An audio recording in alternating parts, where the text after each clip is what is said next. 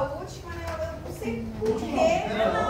Não, A última é 26. É na última semana. Na última semana. É um dia antes. A pessoa, nós vamos estar muito cansado, pessoa. Então, aí começa. É sempre assim. Meu Deus Por do que céu. não me colocaram dessa vez pra compensar? Já vão tomar chumbo na parte da senhora, senhor. Se a não Vocês ajudar. sempre pedem a diamante pra adiantar. Não, a gente pede pra É adiantar. É porque a matéria dele é seja. muito A gente pede pra zoada. adiantar a prova. É, qualquer um. Quem fez calendário. A matéria dele é mas muito a matéria dela é muito mais extensa que a É extensa, enjoadinha de aprender, entendeu? A sua Quem gente. fez o calendário não entende nada. Então foi Vamos atualizar aqui. Quem vocês já foram Na praia. no ambulatório hoje já está resolvido, né? Quem foi lá já está resolvido, né? É porque eles ficaram sem apresentar, gente, mas eu tive uma atualização em diabetes e hipertensão. Vocês sabem que esse ano de 2025 tiveram várias mudanças, né? Eu ainda não sei ser precisa no que diferenciou quando a gente fala de cardiogeriatria, né? Dessa parte específica da pessoa idosa. Porque às vezes muda-se muita coisa, mas não muda o olhar para a pessoa idosa e a particularidade da pessoa idosa. Aí eu vou fazer uma atualização que ia ser dia 1º e 2, por isso eu deixei ela sempre por último, porque eu queria ser o mais atual possível na informação.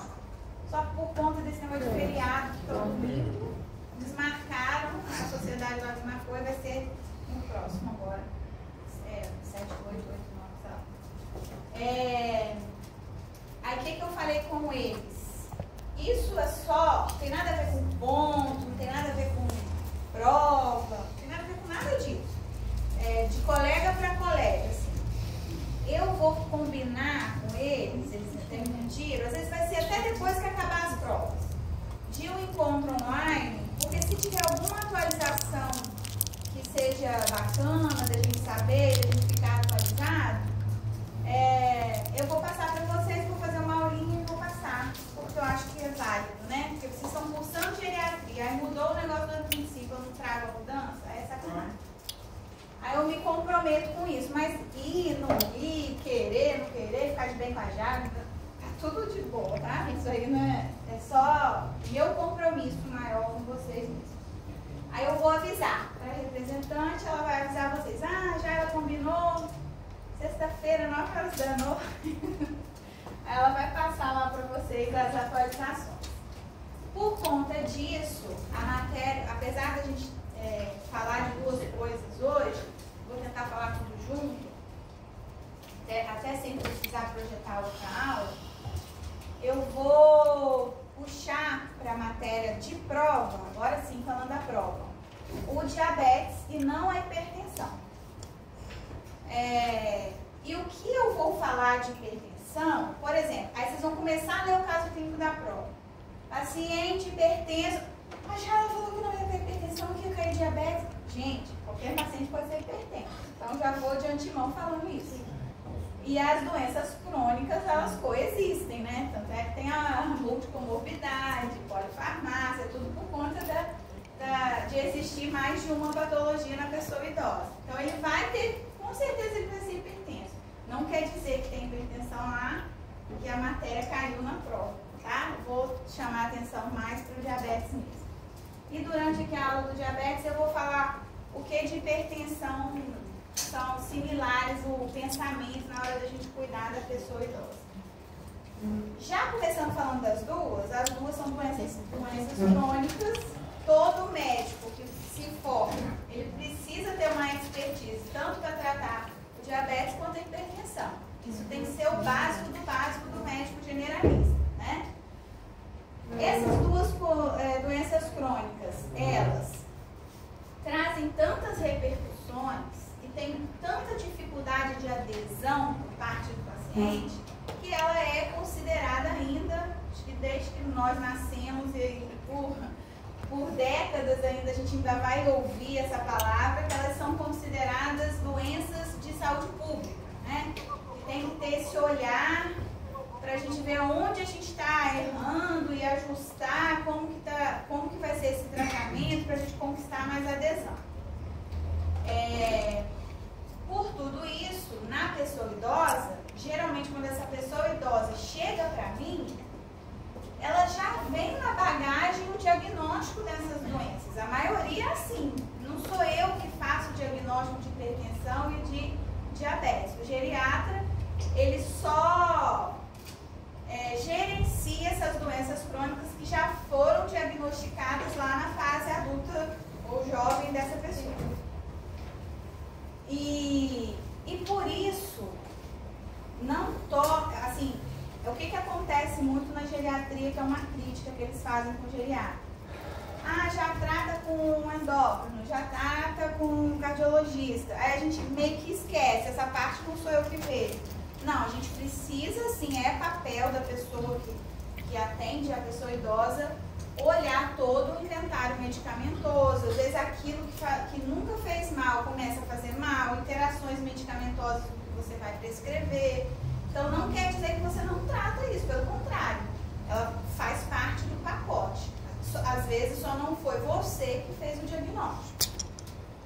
Existe muito nessa abordagem a questão da ética profissional. Então, se a pessoa tem um cardiologista há 20 anos, por mais que você identifique que está tendo um edema periférico pelo uso do bloqueador de canal de cálcio, às vezes é mais interessante, mais ético, elegante, sei lá qual palavra usar, você pedir para retornar ao cardiologista, mesmo você sinalizando, às vezes até escrevendo um encaminhamento, falando sobre aquilo ser possivelmente causador do edema periférico, enfim. Porque a gente acaba identificando melhor as iatrogenias do que os especialistas, porque a gente está sempre de olho nessas iatrogenias, né? É uma das habilidades aí do profissional que atende a pessoa idosa. E mais o que? É isso. Deixa eu lembrar aqui se precisa falar mais alguma coisa. A baixa taxa de controle, já falei. Todas essas questões que são de saúde pública é porque o controle está... A gente está com um déficit grandioso aí na adesão e no controle da doença. Esse automonitoramento, isso é interessante. Principalmente o portador de doença crônica homem, eu percebo isso, tem dados para isso, ele não é o centro do seu autocuidado. Geralmente o homem idoso, mesmo que a cognição dele seja preservada, ele está sempre acompanhado ou da esposa ou da filha. Aí a gente faz uma pergunta assim, quais os medicamentos você toma? Aí ele olha para a mulher dele assim, ela que responde. Tudo é até engraçado, mas é uma coisa bem comum da gente ver. E a gente tem que trazer, isso até na política nacional lá da saúde do homem, tem algum dado desse lá escrito. A gente tem que começar a trazer esse homem para o centro do cuidado, do autocuidado dele. Ele não tem que transferir isso para uma segunda pessoa. Muitas famílias hoje, principalmente aquelas com a classe social inferior, a mulher que cozinha na casa. Aí você pergunta assim, qual é o seu almoço? Aí ele olha. Ele não sabe nem o que ele comeu no almoço. E não é mentira, não é exagero, não. É assim que acontece. Às vezes acontece assim, até dentro da nossa casa, com o nosso pai, assim, você vê algumas coisas que culturalmente fica voltado. A mulher nasce, eu não sou feminista não, tá gente? Mas assim, a mulher já nasce com cuidar. Às vezes é culpa dela mesmo. Ela cuida tanto que ele sai do gerenciamento disso. Mulher é tudo. Mulher é tudo. Graças a Deus. Mulher é tudo. Mas, agora eu reivindicando, por isso que eu falo que eu não sou Se não feminista. fosse o cuidado. Aí a gente também agora trabalha, né? Só que triplicou. Aí por isso que eu fico meio revoltada com esse negócio. Então, mas fica Esse aí é o caso. Eu tenho minhas opiniões, assim, religiosas e relacionadas a esse negócio da mulher. Não é que eu não acho que a mulher tem que trabalhar, não. Tem que trabalhar. Mas aí tem que tudo dividido. Tem que ser dividido tudo em partes iguais, né? Já que quer essa igualdade toda. Mulher minha não trabalha. Eu vou dar tudo pra ela. Quem foi, Lúcio? Eu faço tudo. Mulher minha não trabalha, eu dou tudo pra ela. Rainha do lar.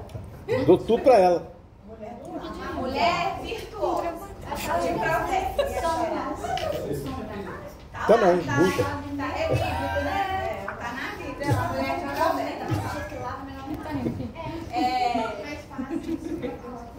Gente, em relação a números, claro que isso não cai em prova, mas ainda é gritante, por mais que se incentive tanto, por mais que criem políticas, que está tudo escrito lá na teoria perfeito, na prática está faltando. Hoje eu estive com o Leonardo, que é o monitor da geriatria, vocês nem viram ele passar por aqui, até briguei com ele. Ele está meio desanimado com a geriatria. Eu tinha certeza que ia fazer geriatria, agora ele entrou no internato, está meio desanimado. Aí a gente bateu um papo, foi até legal o papo que a gente teve hoje.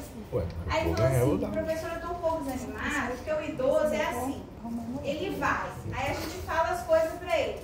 Quando ele volta, ele esqueceu o que a gente falou, não fez nada. Isso tá me... Eu falei assim, já tá de saco cheio disso, já? Mas aí eu fiz uma pergunta para ele, e é culpa dele isso? Não é. É isso que a gente tem que toda hora se perguntar na hora que está fazendo um atendimento para pessoa idosa ou para qualquer outra. O erro está em algum lugar desse sistema todo aí, menos nele. Ou com pequena parcela nele. Também não vamos tirar 100% a obrigação dele ali de gerenciar a sua saúde. Mas é a falta da educação em saúde, é a falta da orientação, é a falta da escuta, é a falta de uma comunicação que gere ali um vínculo entre o profissional e o paciente. Então, pensar muito isso quando está dando tudo errado, onde pode estar o erro? Ah, eu falei tudo, eu orientei tudo, mas será que ele entendeu? Você fez aquela pergunta no final, me explica agora o que o senhor tem que fazer. Às vezes a gente cai com cada resposta assim, assustadora, gente. Vem cada coisa, assim, tá, te expliquei tudo, valendronato, né? Jejum uma vez na semana, nananana. Me explica aí. Aí a pessoa se perde todinha na hora de te responder. Então, às vezes, está faltando uma linguagem mais informal, e aí a gente vai identificando aos poucos. Então, é muito importante entender isso. Ali, só vou ler a última frase, 2050, novos casos aumentarão 4 a 5 vezes entre pessoas idosas. Claro, se o país está envelhecendo, o mundo está envelhecendo, eles têm doenças crônicas controláveis, né? E aí, à medida que a gente envelhece com essas doenças, vai aumentar o número de portadores delas. É fácil de entender. Dentro da classificação do diabetes, a gente vai se ater hoje aqui ao diabetes tipo 2, que ele é o mais prevalente. O diabetes tipo 1 já é uma realidade também de pessoas idosas, da gente conviver. Mas na prática isso é raro. Por exemplo, no meu pequeno N, eu tenho uma pessoa com diabetes tipo 1. Fora isso, eu não tenho ninguém. Então é muito, ainda envelhecer com diabetes tipo 1 ainda é um caso que quando você se depara com ele, você se espanta, ao mesmo tempo você se alegra, que ele conseguiu conviver com a doença sem nenhuma complicação fatal e tal. Lá em Belo Horizonte, por exemplo, na Santa Casa, tinha um ambulatório próprio para idosos portadores de diabetes tipo 1. Para observar esses idosos como eles estavam envelhecendo, onde ali dentro das síndromes geriátricas precisava de mais atenção para eles se tornam mais frágeis, com mais rapidez do que o que tem diabetes tipo 2.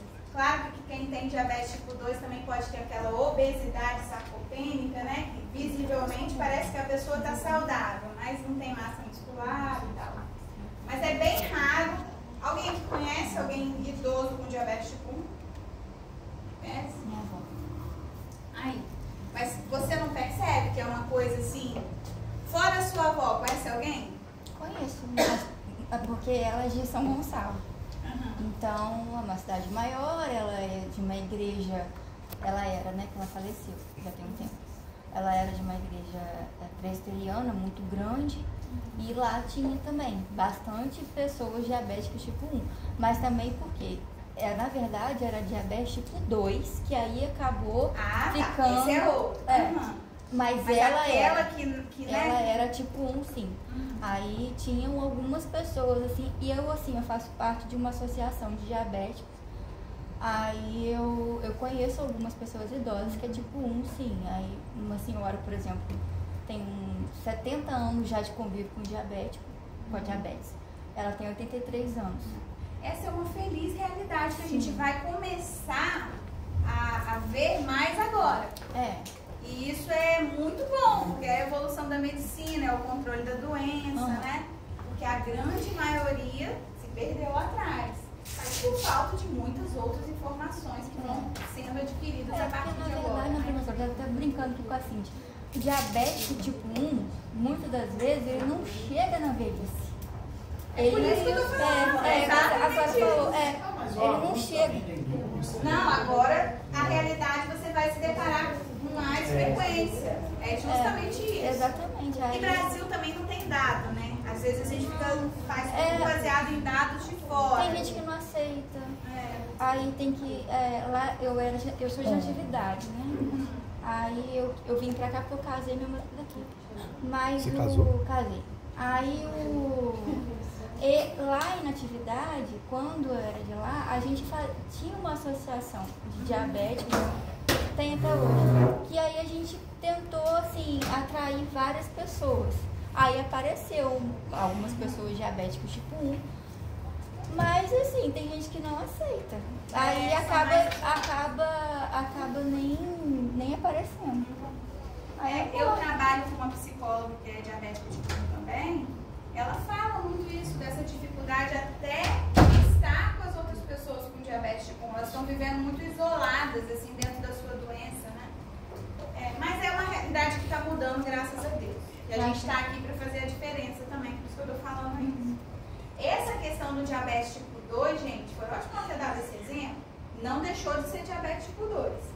O que o geriatra faz muito é participar desse momento que a gente identifica que os antidiabéticos já não estão fazendo o efeito esperado, não estão de acordo com as metas que você está propondo, e você acaba sendo o profissional que vai introduzir ou vai pelo menos falar da necessidade da insulina como coadjuvante aí do tratamento, né? Às vezes a gente não para o antidiabético, mas associa a insulina para trazer as metas que a gente espera. Acaba que isso sim é uma grande realidade do geriatra, porque os especialistas, eles são mais assim enérgicos na hora de falar com o paciente o que precisa ou não precisa ser feito. Aí quando chega a vez da insulina, por exemplo, ele falou, hemoglobina de 11, tem que usar insulina. Aí a pessoa se assusta, não é às vezes tão bem orientada, né? E aí acaba chegando num geriatra, esperando ouvir do geriatra até que não vai tomar insulina, mas às vezes não é isso que vai ouvir. Mas a gente consegue ali explicar melhor o porquê e ter aquele vínculo mais estabelecido, essa comunicação mais ativa e presente que o geriatra tem, puxando a sardinha para mim, mas é porque é o que acontece mesmo. O que eu faço na prática, contando para vocês a nível assim, dessa comunicação ser mais assertiva?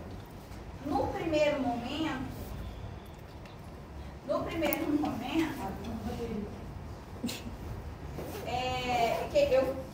diante desse paciente que precisa introduzir a insulina no seu tratamento, o paciente com diabetes tipo 2, eu faço com ele assim, uma educação em saúde no consultório, falo uns 5 minutinhos de uma forma mais informal.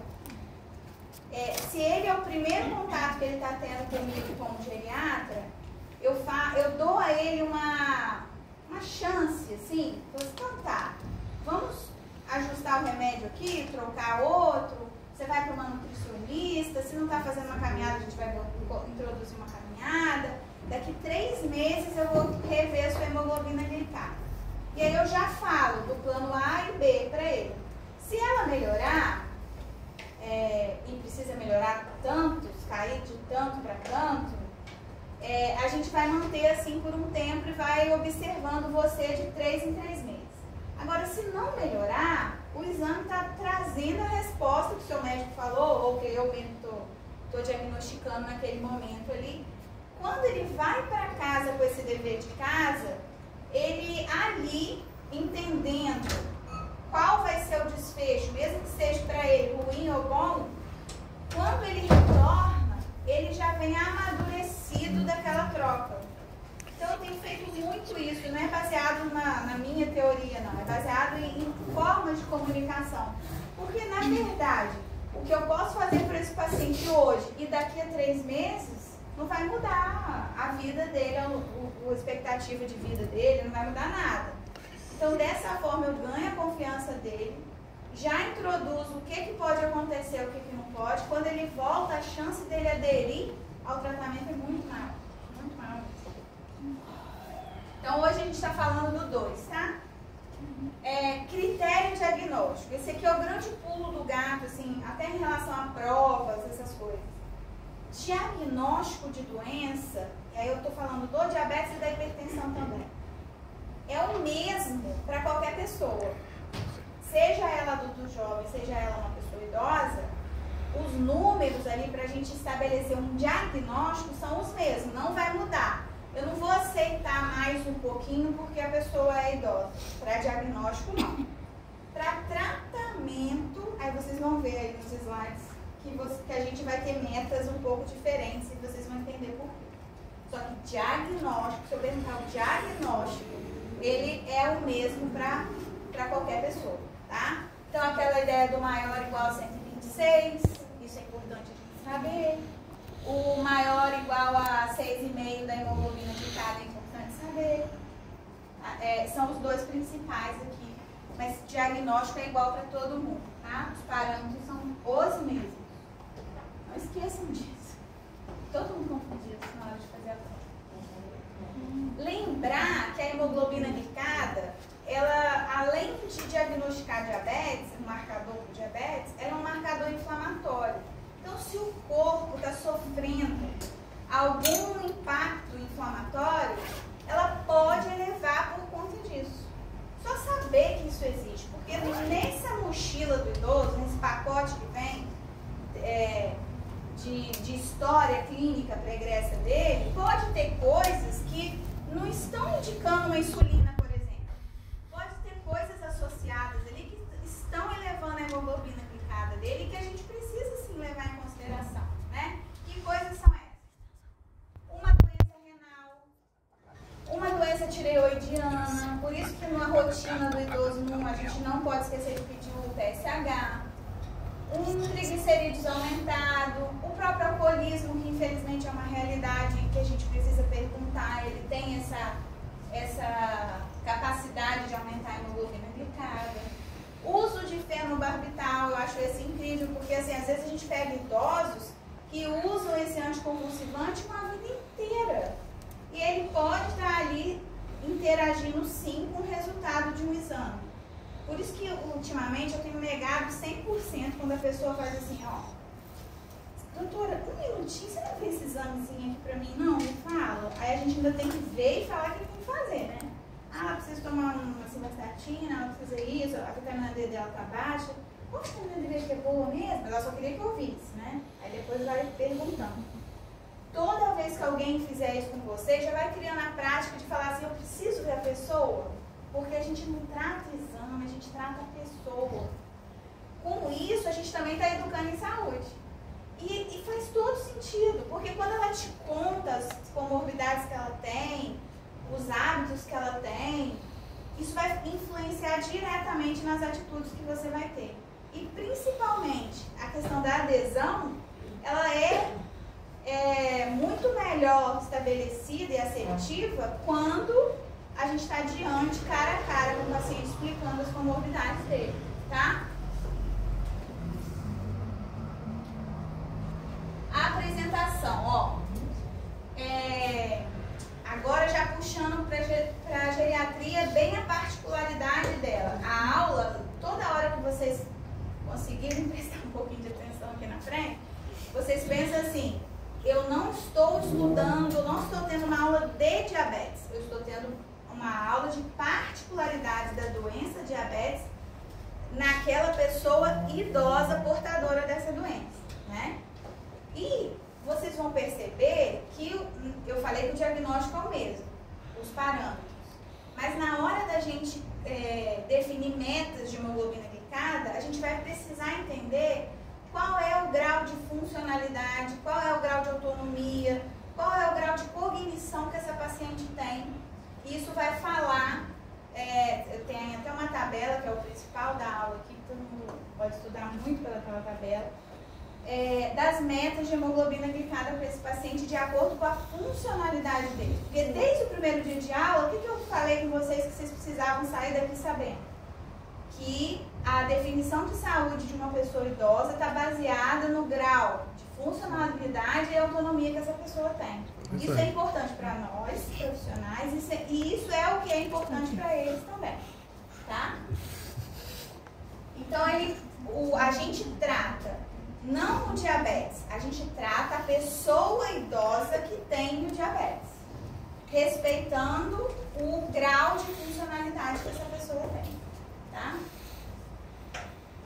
A gente não pode tratar uma pessoa robusta igual uma pessoa frágil. Vai dar errado. Por isso que a receita de bolo nunca funciona na medicina, né? A gente tem que individualizar. E quando a gente usa IVCF, AGA, quando a gente entende das síndromes geriátricas que podem estar acontecendo nessa paciente portadora de diabetes, isso vai ajudar a gente definir melhor a terapêutica e a adesão. E aí a gente vai falar agora dessas particularidades que podem estar coexistindo com o paciente portador de diabetes, tá?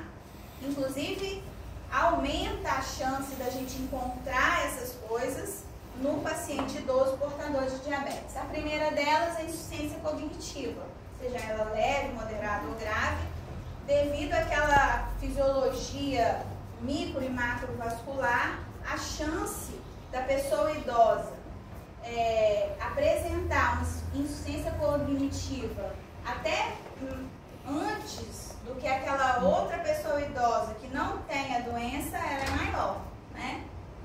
Então, aumenta o risco de demência, dificuldade de automonitoramento ou tratamento complexo, uma adesão. Claro que se a pessoa não tem uma cognição preservada, ela vai ter dificuldade de manusear seu próprio medicamento, de saber a hora que toma, às vezes vai ter uma terceira pessoa influenciando nesse momento, né? Então, isso são as limitações que a gente vai encontrando. Maior risco de hipoglicemia. No idoso, o simples fato da senescência dele já leva ele para um limiar, para uma sensibilidade maior aos medicamentos. Quando ele é portador de diabetes, e aí a gente fala de uma senilidade, né, já é a doença estabelecida, isso aumenta. Tanto é que a glibenclamida, que é uma medicação que ele pode estar tomando desde os 20 anos de idade, 5 miligramas de glibenclamida de manhã, tomou uma vida inteira. Às vezes, no momento em que ele se torna idoso, em algum momento, né, não é 60 anos, né, em algum momento ali, essa sensibilidade, como ela já aumenta, o risco de hipoglicemia fica maior. Tanto é que a glibenclamida, ela é uma medicação dos critérios de BIAS inapropriados para a pessoa idosa por conta desse aumento do risco de hipoglicemia que ela gera. Vou falar lá na frente das classes de remédio. A presença de diabetes levou a um risco de 27% maior da pessoa ser portadora de demência, né? Então, olha que número expressivo. A depressão. A depressão no idoso, ela vem só aumentando. Mas, aliás, saúde mental, né, é uma grande questão em qualquer faixa etária. Até falei com os alunos hoje cedo, que eu participei de um simpósio, que os alunos estavam no sexto período lá da faculdade de Itaperuna, eles estavam falando de todos os programas de saúde. Criança, adolescente, gestante, mulher, idoso, homem. E eu até falei com eles que a saúde mental, eu acredito que uma parcela dessa população que está precisando muito dessa atenção é o adolescente. Porque o idoso, o adulto, a criança quem manda é a mãe, né? O adulto, ele é dono de si e ele vai ao médico. Agora, o adolescente, ele não vai no médico, a família não sabe nada, as referências dele vêm da rede social. Então, é uma catástrofe que está acontecendo com essa faixa etária. Então, a gente precisa ficar atento a essa faixa etária, apesar da aula ser de geriatria. Até para ele poder se tornar um idoso, você chegar lá igual todo mundo que vai chegar.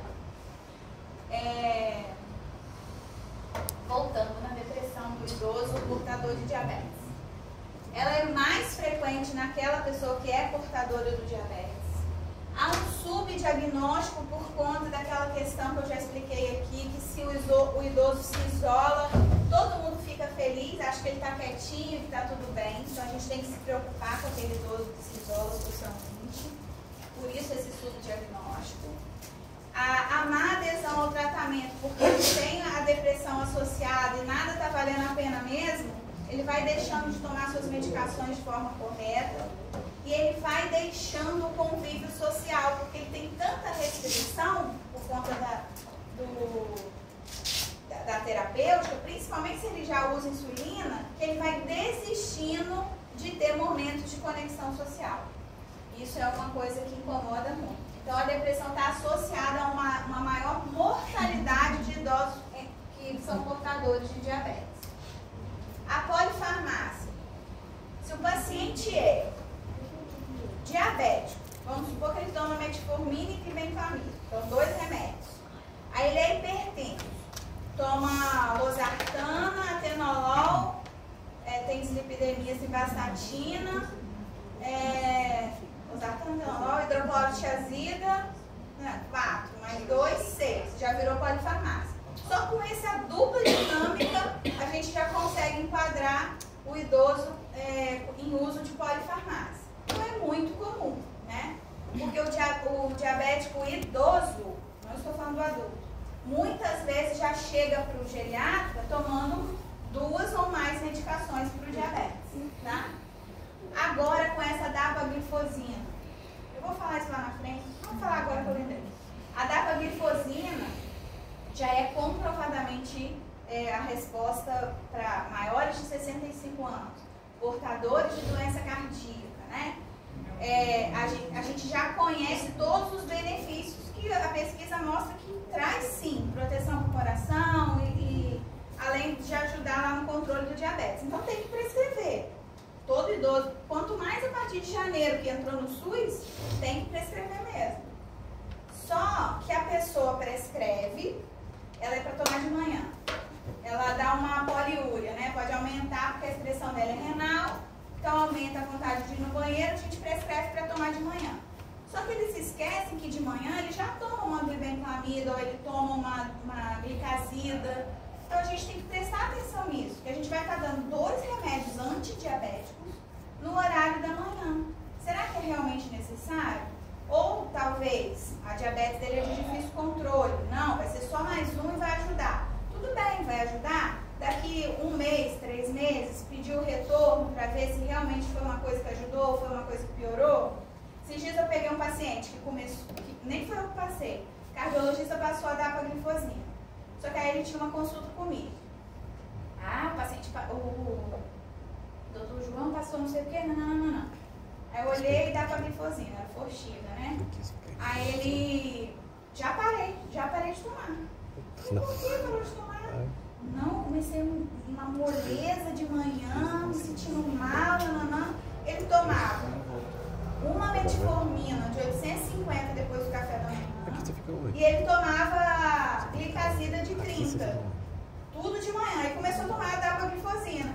Quem que chegou por último? A dapaglifosina. Então quem é a culpada? É ela. Eu falei, não. A gente vai voltar a tomar ela. Coloquei a de 850 após almoço e janta. E tirei a glicazida. Porque ele estava com um exame com uma glicada de 6,8. Um negócio assim, muito controlado. Estou tranquila que ele vai voltar. Se tivesse dado problema, eu já tinha ligado. Tenho certeza que só de otimizar a medicação a gente já resolveu esse problema, tá? Então fique atento a esses detalhes, assim. Toda vez que a gente passa uma medicação nova para o idoso, seja ela um antidepressivo ou um antidiabético, a gente tem que rever todo o inventário medicamentoso dele. É um exercício aí da pessoa especializada nisso.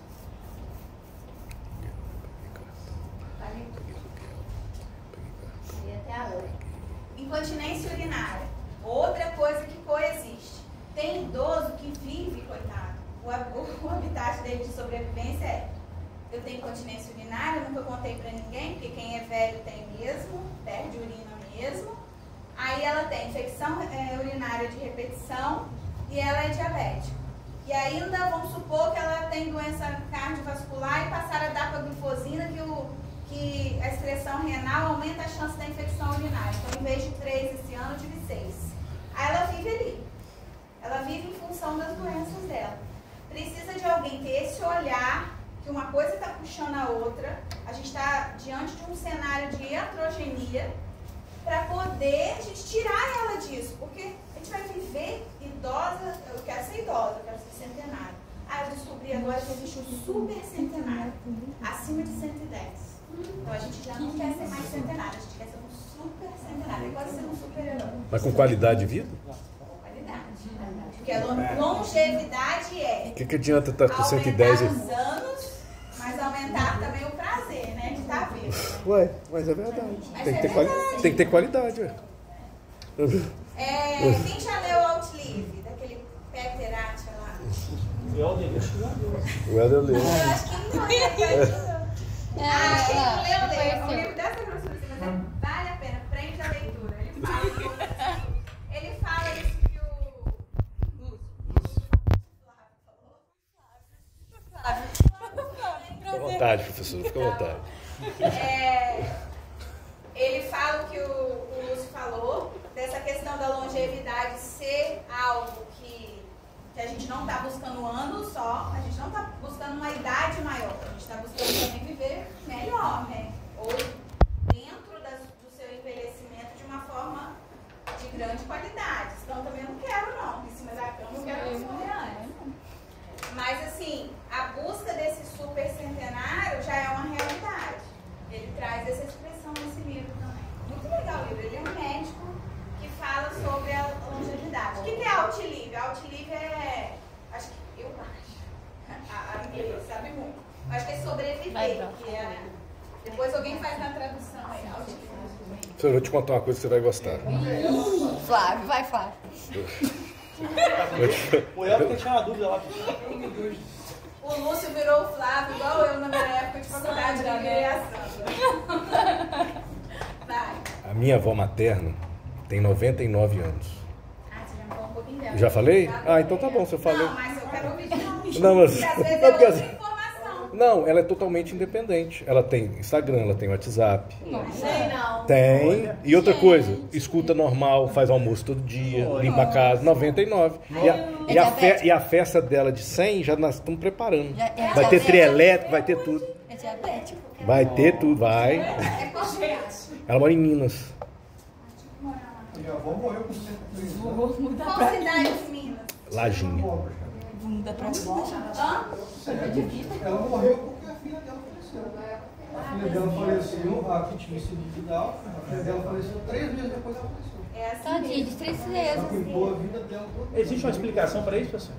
Psicológica. Esse do- Emocional. Quando a pessoa é muito próxima, muito querida, morre. Sabe o que eu acho engraçado? Você conversa com a minha avó, ela faz plano como se ela fosse viver. Eu tenho um casal lá daquela Como se ela- família suéte, Aí você olha pra ela assim, você tá com 100 anos, tá falando isso. que o marido era rígido. Ela morreu hoje e morreu no outro dia. Minha avó e minha avó, morreu no mês, o outro morreu no mês seguinte, no mesmo dia, deu 30 dias. É surreal. Agora, essas pessoas que envelhecem porque cuidaram de alguém, é muito nítido isso. Por exemplo, ele falou que a tia tinha síndrome de Down. Elas não se dão o direito de morrer até cuidar. Lá no asilo em Itaperuna, tinha um caso assim, as duas. Elas ficavam juntinhas o tempo inteiro. Onde uma ia, a outra ia. Era mãe e filha. Apesar da mãe ser muito idosa, a filha tinha síndrome de Down e ela ficava cuidando da filha lá dentro do asilo. Penteava o cabelo dela, já tinha demência a mãe, sabe?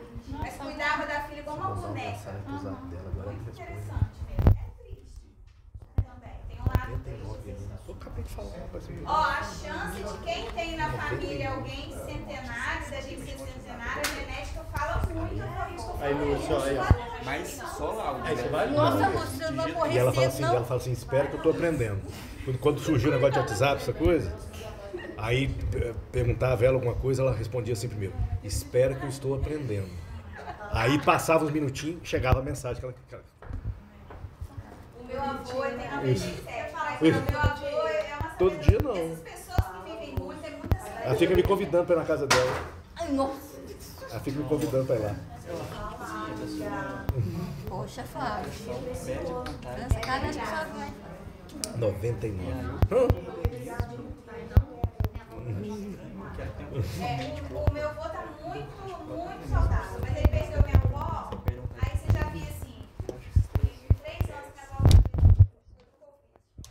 Aí ele andava de bicicleta com 90 anos, parou. As coisas vão já, né, dando aqueles sinais. Nossa, se eu vou pensar na longevidade, vou morrer cedo. Eu não tenho vô, nem mãe, nem pai, nem mãe. Mas tem seus hábitos que te salvam. Ou não? Tem Seus hábitos de vida. Eu corro atrás. Então, se tem os hábitos, dá pra reverter também, tá, gente? Faz Tem cada novidade. exercício. Vamos lá. Outra coisa que pode acontecer no paciente idoso portador de diabetes, aumentar a chance da ocorrência da queda. Por quê? Quem é o grande vilão do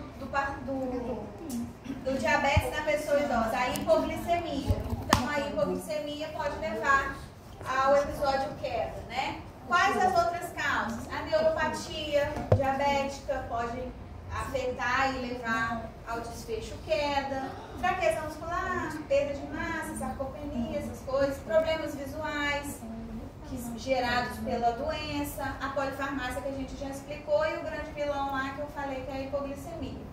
Controle glicêmico, então, intensivo com glicada menor que 6 aumenta 4 vezes o risco do paciente idoso, a gente está falando só de idoso, sofrer uma queda. Então a gente tem que, será que eu preciso ser tão enérgica assim, brigar por hemoglobina glicada baixa? Não precisa.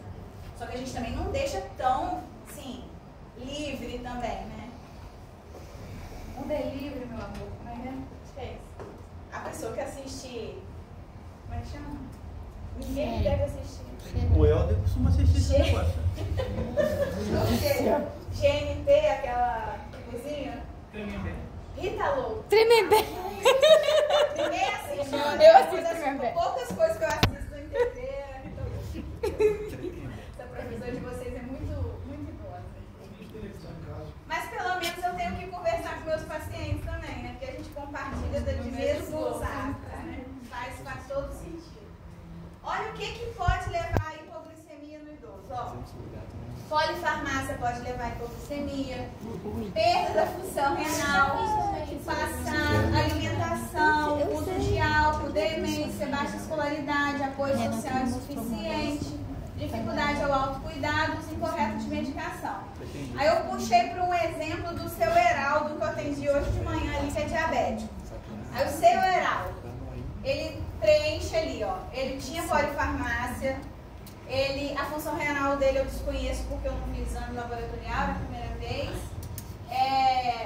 uma alimentação irregular ele tinha, uso de álcool social, é aquela história que a gente conversou, né, que todo mundo é social, ele veio por conta de esquecimento, então tem alguma coisa cognitiva, ali está demência, mas tem alguma insuficiência cognitiva não mensurável ainda, baixa escolaridade ele tinha, o apoio não preenchia para ele porque ele estava com a esposa.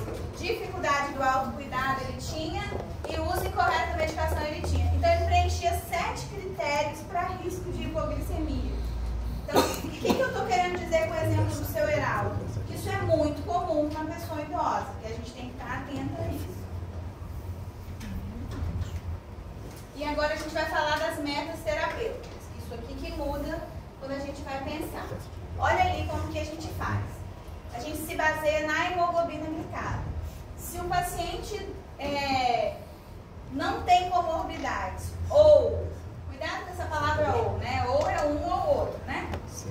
Uma ou duas doenças crônicas, ele é hipertenso e diabético. E não tem nenhum déficit cognitivo, você aplicou lá um inibimento, veio pontuação normal, ou você fez só o IBCF, mas ele é um idoso robusto. A meta dele vai ser inferior a 7,5 a glicada dele. Agora, ele tem 3 ou mais doenças crônicas. Até meu paciente Everaldo lá, esqueci o nome, acho que é Everaldo. 3 ou mais doenças crônicas. Ou demência inicial ou um déficit cognitivo leve. a meta dele já vai poder ser inferior a 8%. Agora, se o paciente está em condições médicas terminais, demência moderada severa, ele mora numa instituição de longa permanência, ali está inferior a 8,5, mas eu diria que a gente nem pede mais a hemoglobina glicada dele, não é necessário, né? Muitas vezes não é necessário. Agora, gente, assim, salvo várias exceções, que a exceção a gente vai individualizar, porque receita de bolo e medicina a gente não pode estar sempre seguindo. O padrão geral é isso aqui. Mas se o 8 do meio ali, onde a gente pode errar é no meio. Se o 8 ali exigir de mim que eu seja mais enérgica e querer um 7,5, tudo bem também, mas aí você vai ter motivos para aquilo. Ah, ele está perdendo a visão e cada vez que... Ou ele está tendo muita infecção urinária, ou a neuropatia diabética dele está difícil controle. Às vezes vai ter outra coisa que vai te tentar ser mais rígida com essa meta, tá? Mas de maneira geral, é isso aqui. E as outras continuam. Essa aqui que é o critério aí que eu falei, que eu quero ver se vai mudar alguma coisa, mas do diabetes, pelo que eu já vi, não mudou em relação à pessoa idosa. Mas em relação à pressão. Então esquece a pressão, ó, esse pressão arterial aqui. Ó, e se pega ali, ó. Olha, vamos lá. Lá na esquerda de vocês, a característica do paciente, qual vai ser? É a mesma coisa da tabela anterior, mas para vocês terem uma ideia. Ele é saudável, pouca doença crônica, cognição, estado funcional intacto, menos que 7,5. É a mesma da anterior, só que aqui está falando da funcionalidade também. Segunda situação, intermediária, né? A gente viu ali, doenças ou 3 doenças coexistindo, com alteração na AIVD. Quem é AIVD? Usar telefone, ir ao banco, controlar suas finanças, né? Se ele tem essa dificuldade e tem um déficit cognitivo leve, aí já é menor que 8. Agora ele tem uma vida já de alteração cognitiva de média a grave. Ali está até 2 ou mais dependências para as atividades básicas. Ah, ele já não toma banho sozinho e não come sozinho. Então a meta dele é menor que 8,5, mas é o que eu até falei. Às vezes não é nem aferir isso, né? Nem mensurar isso. A glicemia de jejum acompanha essas metas. Então elas são proporcionais ali, por isso que está ali mostrando mais em relação ao diabetes. Vou chamar a atenção não para a prova, para a vida, tá? Das estatinas, porque a gente tem escutado tanto que faz mal e fica desprescrevendo, mas cuidado com essa desprescrição sem necessidade. Se está tudo bem, tudo controlado, deixa ela quietinha ali. Às vezes tem uma doença cardiovascular que a gente precisa desse controle, né? Então fique... E se caso decidir, eu tenho situações, por exemplo, de efeito colateral de droga, que é a estatina, no caso da estatina, que eu decidi diminuir ou decidi tirar, que aí eu faço o quê? Solicito um ecodoppler de carótida, ver se, como que está essa questão de doença arteriosclerótica, porque senão você está tirando uma medicação que é essencial para a vida, né? Para não evoluir aí para um procedimento cirúrgico. Então, se a gente for chegar ao ponto de diminuir ou tirar, a gente também tem que saber ter alguma coisa ali para respaldar a gente nessa decisão. Mas não precisa ter medo também de fazer, não. Tratamento não medicamentoso é aquele que é para todo mundo.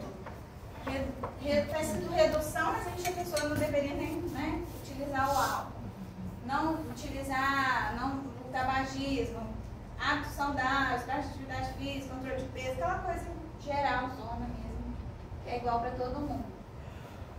No idoso, até o tratamento não farmacológico, ele precisa ser individualizado. Não adianta eu falar para o meu idoso para nadar, sendo que ele nunca entrou numa piscina. Então a gente tem que tomar cuidado com as dicas, assim, que ele precisa comer salmão e ele não tem nem dinheiro para isso. Então, a gente tem que tomar cuidado quando a gente vai fazer orientações não farmacológicas.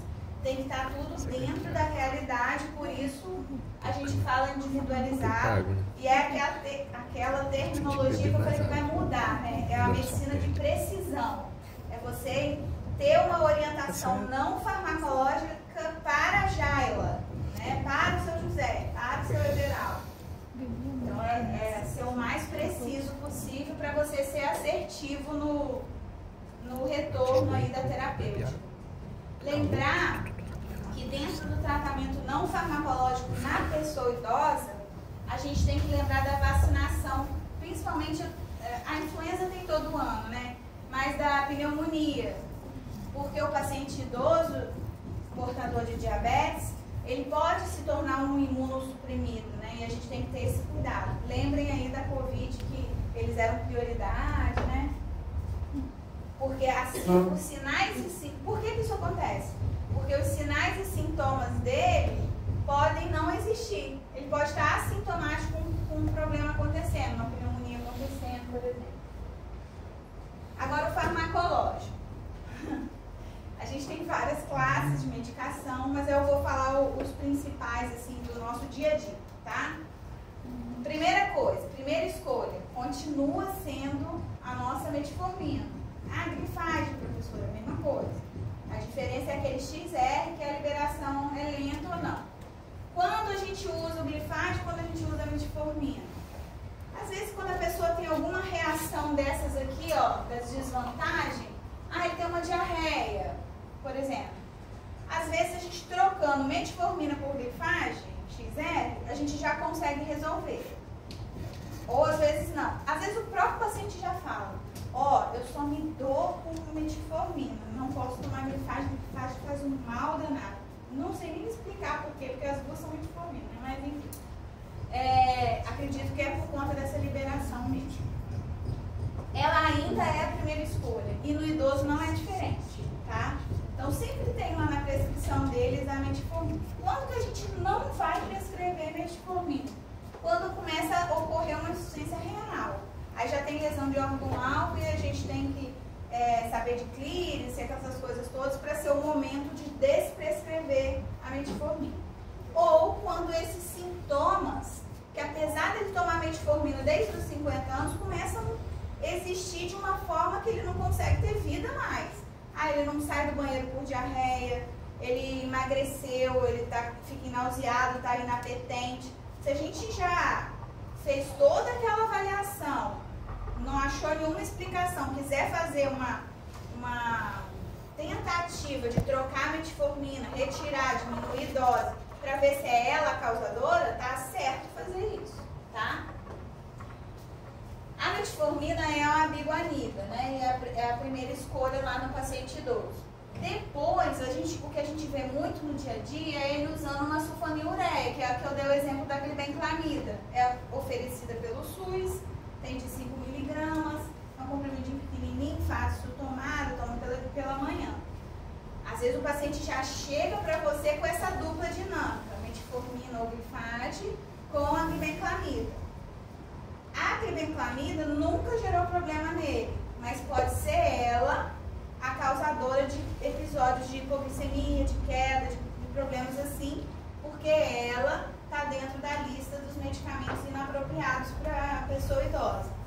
Quando a gente se depara com uma medicação que está na lista dos critérios de Beers, que é essas medicações inapropriadas, a gente não precisa desesperar e tirar de aqui, achei a glibenclamida, isso é uma iatrogenia, é um medicamento inapropriado para a pessoa idosa tirar. Preciso tirar hoje? Não. A gente pode estudar como tirar. Pedir exame, ver como que tá, ver a hemoglobina glicada, pensar em que você vai trocar. A gente vai decidir isso, né? Não precisa ser tão desesperador. Mas convém tirar, Jara? Convém. Porque a gente tem opções para isso, então convém. Às vezes a troca, principalmente no paciente com baixa renda, assim, para administrar suas medicações, a gente usa a glicazida. Glicazida tem um custo que dá para a pessoa tomar, porque toda medicação, seja para o diabetes como para a hipertensão, a gente tem que pensar muito em custo. Porque a pessoa não vai tomar 6 meses, ela vai tomar o resto da vida, provavelmente. Então a gente tem que ter esse cuidado. A glicazida ela tem de 30 e de 60, não sei porquê, a de 60 de vez em quando tem no SUS e a de 30 não. Mas é uma medicação que dá para a pessoa comprar também. Apesar delas serem da mesma classe, ela causa menos hipoglicemia que a glibenclamida. Por isso que a gente faz essa troca, tá? Na pessoa idosa, porque a gente está falando de pessoas idosas aqui. A outra coisa que eu ia falar, a gente tem muita medicação que tem 2 medicações no mesmo comprimido, mas isso também é para quem está podendo pagar, porque isso encarece. Mas numa questão que a gente precisa conversar com a família para ajustar a dose, favorecer a adesão, às vezes a gente conversa sobre essas medicações. Não vou me ater às outras classes, vou direto lá para a dapaglifosina, que é a da vez, né? Que a gente precisa falar dela, entender, que são os maiores de 65 anos, com doença cardiovascular, benefício comprovado no controle dessas doenças, com proteção até renal, apesar dele estar escrito disfunção renal, seria uma disfunção renal dialítica, assim, que não poderia, às vezes, oferecer. Mas ela tem comprovadamente seus benefícios, então vale sim. O grande pulo do gato na pessoa idosa vale sim oferecer essa droga, mas tem que rever o inventário medicamentoso dela por conta daqueles riscos todos lá. Tanto é que tá ali, ó, desvantagem, infecção geniturinária, poliúria. A gente tem que rever então essas situações, tá? A desvantagem não é uma contraindicação. Então, se eu contar para você que eu tenho uma paciente idosa, que ela tem 3 infecções urinárias no ano, isso não contraindica a dapaglifosina. Mas isso só é um sinal de alerta que eu preciso orientar melhor. Injeção de água, acompanhar num período reduzido até ela ter a completa adesão da nova droga, essas coisas assim, tá? Então, daqui o importante é vocês saberem da biguanida lá, que é a nossa metformina, das sulfonilureias e esse plus aí da dapaglifosina, que entra nesses inibidores aí da GLT2 lá. Professor, Tá? para a prova a senhora vai querer posologia, mecanismo? Não, né? Só o nome do medicamento só, tá bom? Essas classes, elas podem estar, não sendo assim pedidas, mas não sei também, mas podem estar dentro de um caso, essas. Não vou além disso não, tá? O segmento, a gente precisa rever esse paciente com um período reduzido. Se você introduz uma droga na pessoa idosa, pelo menos um mês você precisa revê-la. Depois você estende isso para 3 em 3 meses, até que chega a 6, depois de um ano, se tiver tudo sob controle, né? E para o diabetes, a gente às vezes preconiza-se ser semestralmente, de 6 em 6 meses, você ter um encontro com esse paciente. Porque a chance dele começar a se alimentar mal, deixar de fazer algo importante e passar desapercebido, ela é grande. A gente precisa desse novo contato, desse controle acontecer. O hipertenso, às vezes não, às vezes uma vez no ano já resolve. A história clínica acaba sendo igual para qualquer idade, tá? Só não esquecendo de rever o inventário medicamentoso dele. Sempre tem algo novo que alguém está tomando. Estava falando ali, tive um paciente esses dias, idoso, homem, qual a maior preocupação dele? A sexualidade dele, é a maior preocupação. Ele só procura o médico, acho que quando está com esse problema. A pressão dele estava de difícil controle, o cardiologista já tinha colocado uma nova medicação. E ele passou por consulta comigo e ele estava com uma pressão bem alterada mesmo. Aí conversa vai, conversa vem, essa coisa de geriátrico, uma hora de consulta, vamos conversar. Quais remédios o senhor está tomando? Vamos lá. Me mostra a receita aí. Aí anotei a receita. Falei, agora aqueles que não estão escritos aqui na receita. Mas remédio é comprimido, né, doutora? Eu falei assim, depende. Existe remédio, vários tipos. Não, eu tô tomando, a única coisa que eu tô tomando é a maca peruana preta. Eu nem sabia que tinha preta. Aí eu falei assim, maca peruana preta. Ele tinha vermelha, não sei o que, eu tô tomando a preta. Ó, tá tomando quantas vezes? Chega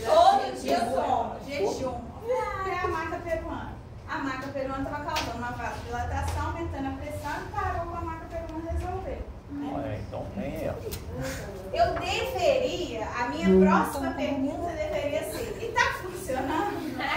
Mas eu não fiz essa pergunta, eu queria controlar a pergunta. Vasodilatador. Você já ia entrar mais no assunto. Qualquer coisa fala comigo que eu sou sua casamento de novo. O exame físico é igual para todo mundo. Claro que se a gente vai encaminhar para o oftalmologista, a gente não vai ficar fazendo um pro outro. Não é a gente que faz isso, né? Mas tirar paciente idoso diabético tem que tirar sapato, sim, tirar meia, olhar os dedos, olhar a questão de fungo, né? Onicomicose, que é muito prevalente. Já de ser idoso já é. Se é diabético, quase que vem um pacote junto. A gente precisa ter esse cuidado aí. Se tem algum machucado, calçado, tudo isso é importante, tá?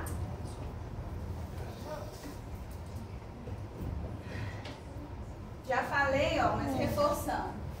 No tratamento do idoso, a prioridade é o doente, a pessoa que é portadora da doença. Não é a doença que está no idoso, né? É quem é essa pessoa portadora do diabetes, da hipertensão. Isso que é importante para controlar a doença. A gente não fala sobre cura, a gente fala sobre controle. Em nenhum momento a gente vai falar com o idoso em doença crônica de cura. Você já viu alguém que mudou tudo e resolveu? A gente já, todo mundo já, às vezes já viu alguém que, mais adulto jovem, mas por que não idoso? Não precisa ter esse preconceito. Se tiver uma mudança muito radical, às vezes a gente vai encontrar, sim, mas mesmo assim eu falo, é um controle ainda que a gente precisa ficar de olho, porque pode voltar a qualquer momento, a qualquer deslize, né? Condutas individualizadas, decisões compartilhadas, isso é um bom cuidado geriátrico. Considerar a relação risco-benefício, expectativa de vida, tudo isso a gente leva em consideração. Então, a grande particularidade, respeitar a funcionalidade e autonomia dele, entender como que está a cognição dele em relação ao tratamento, respeitar as metas de acordo com essa funcionalidade e essa cognição, consulta individualizada, uma medicina de precisão, um aumento do vínculo, comunicação ativa, aí é a chave do sucesso mesmo. Já estou podendo até vender curso sobre como cuidar das doenças crônicas na pessoa idosa. Alguma dúvida? Não. Tá. Eu vou mandar para a representante o negócio da aula que eu falei. Então a gente vai ficar até aqui na matéria da prova. Não fiz a prova, vou fazer até sexta-feira, então não sei dar dica, orientação. Qual matéria mais focar? Acabou de falar, só tem 4. Da aula passada, eu acho. A discursiva. Você só abençoa a gente, pelo amor de Deus. Porque foi. Osteoporose? Osteoporose é tudo. Viu? Então, foi osteoporose e diabetes, que é o último assunto. O diabetes. Não, ainda não fui. Não, mas já fala logo.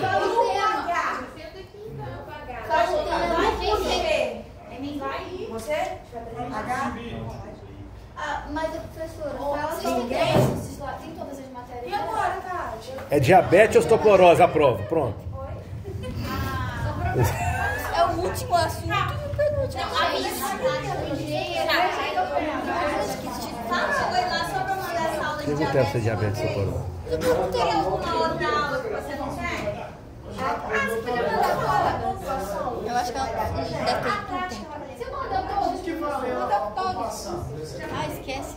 A pontuação ficou 8 pontos a prova, um ponto desse que você já tem lá de trás e um ponto do teste. Poxa, E a prática? Um ponto só na prática? Um ponto eu acho que é trabalho Ah, é meio ponto, né? É um ponto. Ah, tá. E um ponto de prática, né? Não, prática eu já dei da N. E o extra? Não, não tem isso. Que isso, professor? Acabou a aula. Ué. Acabou mesmo.